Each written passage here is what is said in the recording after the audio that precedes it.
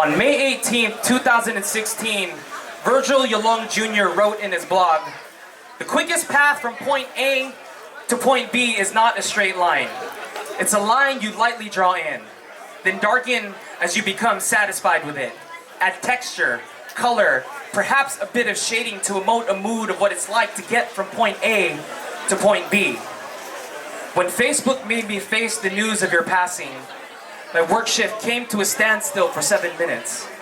The sound of chopping board and dishwasher played soundtrack while memories of you washed up on shore of my brand new journal. My office in the kitchen turned into a place I waited in those memories until I had flashbacks of point A when we first met. It was at Kalisugan in 2012 for the PhilamFest meeting. Kalisugan, meaning health in Filipino. I did not know back then that the texture of your life was darkened by your pride and health issues, but in the early days of our friendship and my artistry, bands, dance troupes, hip-hop acts, and acoustic artists got their play, and when you justified not showcasing spoken word at PhilamFest to me, it made me feel ostracized from my own community for my art form, and I hung onto this grudge the way a pendulum holds onto the weight at the end of a rope, and when the back and forth swing of going through the motions stopped, this gray area of our friendship choked me for years, and that's why I never wanted to perform at PhilamFest ever again.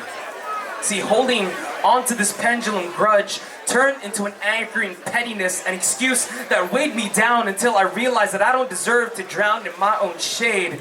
And when we finally talked it out 3 months before you passed, the sky did not open and beam down rays of sunlight from the heavens the way it does in the movies, but rather that weight lifted off my shoulders, and to this day I keep trying to play the last reels of our conversations in slow-mo because you told me that you wanted to bring back the open mic I started, because you told me you saw my vision for it, because you told me that it meant something to you, because on May 16th, 2016 you wrote, "As much history as we have on the wall and as much accomplishments we have seen, it sometimes seems like we are never doing enough, and despite our differences, I realize that we shared this common goal to better our hood, not for us, but for everyone around us.